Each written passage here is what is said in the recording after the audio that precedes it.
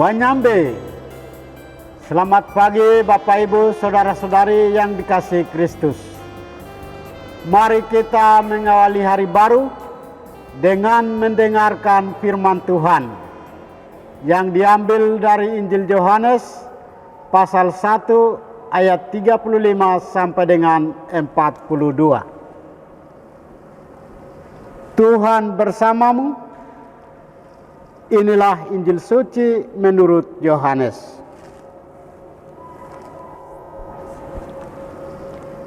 Sekali peristiwa, Yohanes berdiri di tempat ia membaptis orang di Sungai Yordan bersama dengan 2 orang muridnya. Ketika melihat Yesus lewat, Yohanes berkata, "Lihatlah Anak Domba Allah." Mendengar apa yang dikatakan Yohanes, kedua murid itu pergi mengikuti Yesus. Tetapi Yesus menoleh ke belakang, melihat bahwa mereka mengikuti dia. Yesus lalu berkata kepada mereka, "Apakah yang kamu cari?" Kata mereka kepadanya, "Rabi," artinya guru, "di manakah engkau tinggal?" Yesus berkata kepada mereka, "Marilah dan kamu akan melihatnya." Mereka pun datang dan melihat di mana Yesus tinggal. Dan hari itu mereka tinggal bersama-sama dengan dia. Waktu itu kira-kira pukul 4. Salah seorang dari kedua murid yang mendengar perkataan Yohanes lalu mengikuti Yesus adalah Andreas, saudara Simon Petrus. Andreas mula-mula bertemu dengan Simon, saudaranya, dan ia berkata kepadanya, "Kami telah menemukan Mesias," yang artinya Kristus. Lalu Andreas membawa Simon kepada Yesus. Yesus memandang dia dan berkata, "Engkau Simon, anak Yohanes. Engkau akan dinamakan Kefas," artinya Petrus. Demikianlah sabda Tuhan. Bapak Ibu Saudara-saudari yang dikasihi Kristus, tema kita hari ini adalah panggilan yang menyelamatkan. Dalam bacaan Injil hari ini dikisahkan tentang panggilan murid yang pertama. Yohanes mengisahkan tentang 2 orang muridnya yang terpesona dan jatuh cinta pada Yesus. Mereka adalah Andreas dan Simon. Yesus dengan caranya yang penuh kelembutan, ia menyapa dan mengajak para murid untuk mengikutinya. Di lain sisi, para murid dengan berkat bimbingan Yohanes, mereka pun meninggalkan guru pertamanya dan mengabdikan diri pada guru kedua, yaitu Yesus.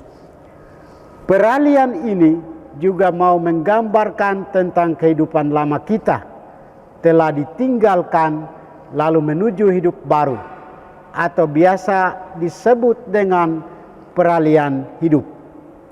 Mereka tinggalkan manusia lama dan menjadi manusia baru bersama Yesus Kristus. Yesus memang mempesona. Tidak sedikit orang terpukau dan jatuh cinta kepadanya. Cintanya mengalir tulus, melebur menjadi satu dalam kehidupan kita.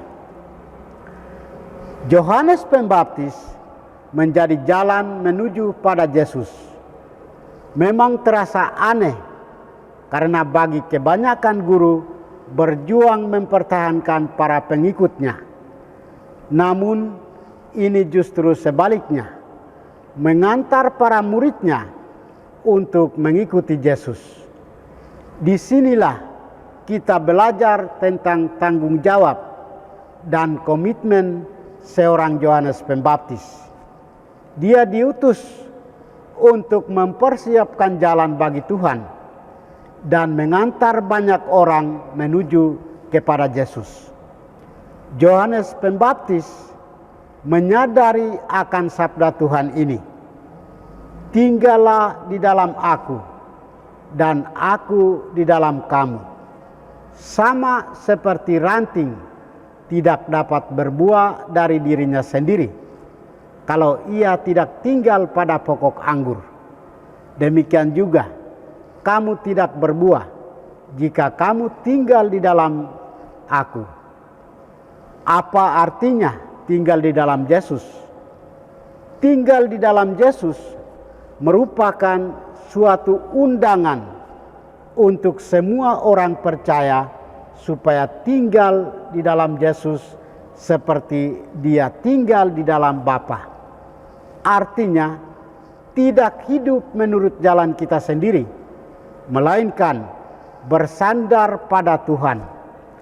Kita harus tetap tinggal dalam Dia untuk beroleh hidup dan menghasilkan buah.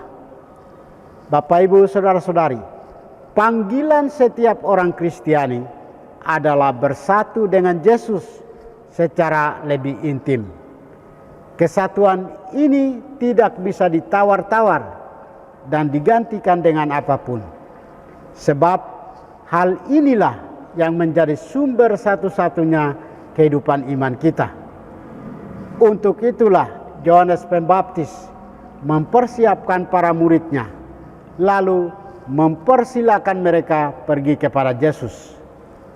Yohanes mempersiapkan para muridnya, lalu mempersiapkan mereka mengikuti Yesus, adalah bukti bahwa ia sungguh-sungguh memberikan dirinya kepada Allah secara total.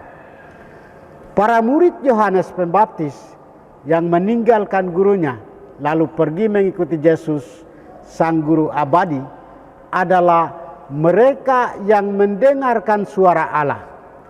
Karena Allah selalu bersuara dan bertindak di dalam hati setiap kita.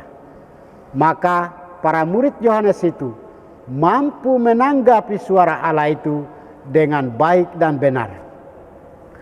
Semoga kita pun semakin tulus menanggapi panggilan Tuhan dalam hidup kita sehari-hari, seperti Yohanes Pembaptis dan para muridnya yang mengikuti Yesus.